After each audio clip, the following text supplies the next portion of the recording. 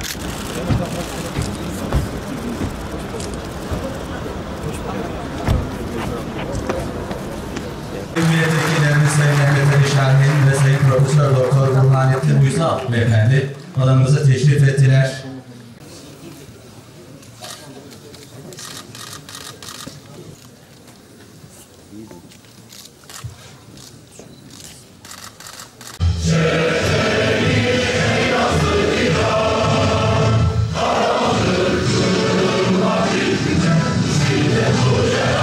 Hüdanın ebedi serhaddi.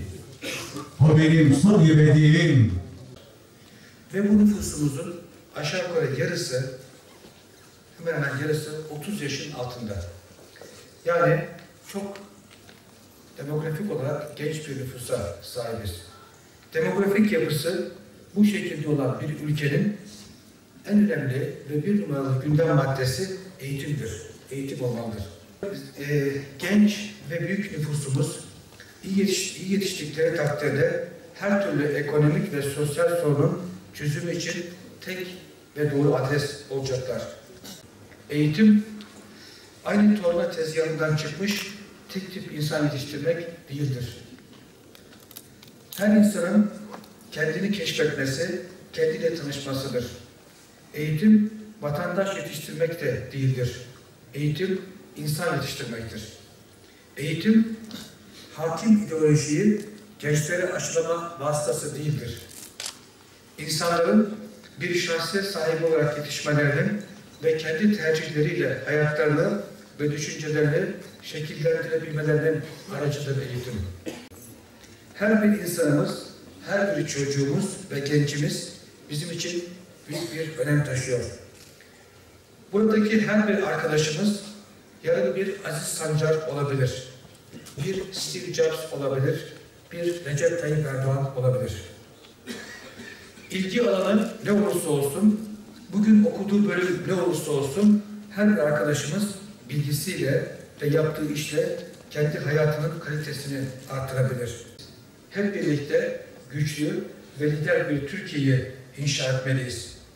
Bu süreçte özellikle üniversitelerimize, sizlere çok büyük sorumluluk düştüğüne inanıyorum. Üniversiteler, ekonomik ve sosyal kalkmanın lokomotif kurumları olmalıdırlar. Ne yazık ki bizim ülkemizde üniversiteler uzun yıllar siyasi hesaplar nedeniyle ihmal edildi. Büyük yanlışlar yaşandı. Bilimin ve özgür düşüncenin adresi olması gereken üniversiteler adeta birer yüksek liseye, birer meslek atölyesine indirgendi. Biz bu tabloyu değiştirmek istiyoruz. Bu konuda önemli çalışmalar yapıyoruz. Zira biz şuna inanıyoruz ki bu ülke dünyada ancak başarılı kurum, bir ülke dünyada ancak başarılı kurum ve şahısları kadar söz sahibi olabilir. Dünyanın en büyük 10 ekonomisinden biri olmayı hedefleyen bir ülkenin dünya çapında üniversitelere, bilim insanlarına ve firmalara sahip olması gerekir. Üniversitelerimizi dünyanın en iyi üniversiteleri gibi listelerin üst sıralarında gördüğünüz zaman inanın diğer göstergelere bakmaya gerek kalmayacak. Diğer tüm göstergeler zaten otomatik olarak zirveye çıkmış olacak. Bunun için 81 ilimizin tamamında üniversite açtık. Üniversitesiz şehir bırakmadık. Bu şehirlerimizin kalkınması için üniversiteleri bir kaldıraç olarak kullanacağız. Ancak bunun zaman zaman yanlış veya eksik anlaşıldığını görüyoruz. Üniversite kurularak bina yapılacak, hocalar ve öğrenciler gelecek, ticaret canlanacak. Değerli arkadaşlarım, bu amaçla üniversite kurulur mu? Bu amaçla üniversite kurmakla AVM kurmak arasında bir fark olur mu? Üniversitelerin bir şehre etkisi bu seviyeye indirgenebilir mi? Bizim vizyonumuz elbette bundan daha büyük ve bundan daha farklı. Üniversitelerimizin şehirlere uygun misyonlar edinmesi ve ihtisas alanları oluşturması gerekiyor. Örneğin Rize Üniversitesi denince aklımıza çayla balıkçılık ve denizcilikle ilgili çok özel çalışmalar yapan bir üniversite gelmeli. Yüksek öğretim sisteminde buna benzer birçok reforma ihtiyaç var. Üniversitelerin en büyük ihtiyacı yeni binalar veya büyük bütçeler değildir. Üniversitelerin en büyük ihtiyacı demokrasi ve özgürlüktür. Yüksek öğretim sistemini de bu temel ihtiyaca göre revize edeceğiz. Ancak sadece yüksek öğretim sistemini revize etmek yetmez. Ülkenin sistemini de değiştirmemiz gerekiyor. Daha özgür ve şeffaf, daha demokratik bir ortam inşa etmeliyiz. Daha hızlı kararlar alabilen, alınan kararların hızla uygulanabildiği, bununla birlikte hesap verebilirliğin, denetimin iyi işlediği bir sisteme Türkiye'nin ihtiyacı var. Böyle bir sisteme tüm kurumlarımızın, sosyal ve ekonomik aktörlerimizin ve elbette üniversitelerimizin ihtiyacı var. Biz bu sistemin başkanlık sistemi olması gerektiğini düşünüyoruz. İnşallah bu yönde bir çalışmayı Türkiye Büyük Millet Meclisi'ne sevk edeceğiz. Ardından da referandum ile sizlerin de milletin onayına sunacağız. İnşallah milletimizin desteğiyle başkanlık sistemine geçeceğiz.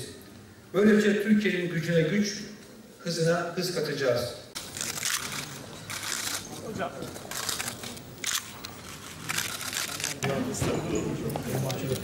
Efendim 15 Temmuz Karabük Demokrasi Şirketimiz Metin Arslan'ın kardeşi. Sayın Rektör, size şuraya bir fotoğraf birlikte alalım. Buyurun efendim.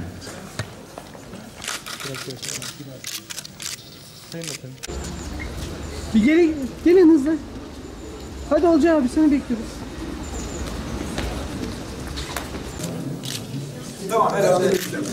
Evet, siz imzanızı çakın efendim. 1939'da ilk üretilen ham ürünümüz.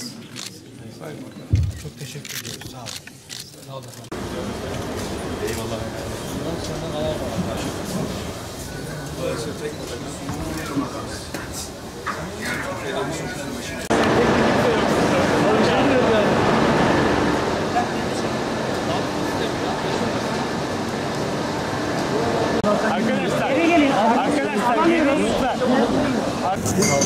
Evet, selamünaleyküm.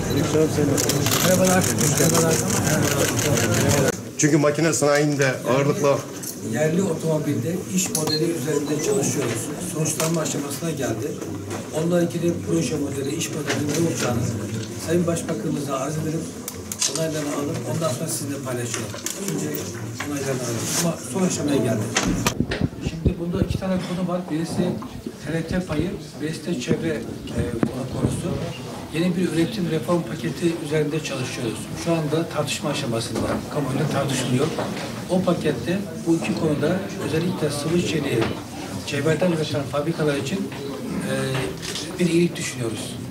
Karteli buna dahil.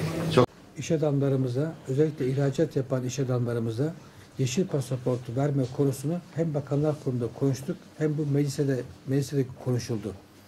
Bununla ilgili düzenleme yapacağız. İş adamlarımıza, ihracat yapmak isteyen iş adamlarımıza yeşil pasaport vereceğiz arkadaşlar. Yani bunda bir sapma cayma yok. Sizlere yeşil pasaport vereceğiz. Daha rahat ihracat yapın, daha rahat gidip gelin. Ama belki kriterler bir aşağı çekilerek ihracat yapanlar Sayın Bakanım bir yerden başlamış yapıyor. Yapmayanları da yaptırmamız lazım bizim. Onların da ufkunu açmamız lazım. Ama şöyle ihracat yapmayan zaten yurt dışına çıkmıyor demektir. Yurt dışına çıkanlara lazım pasaport. Buradaki adam pasaport lazım değil. Bakın şöyle onun kriterleri, evet haklısın. Belli bir kriter olacak. Yani herkes değil tabii ama iş adamlarımızdan büyüme hevesli olan, yurt dışına ihracat yapma hevesi olan, ticaret yapanlara yeşil pasaport vereceğiz.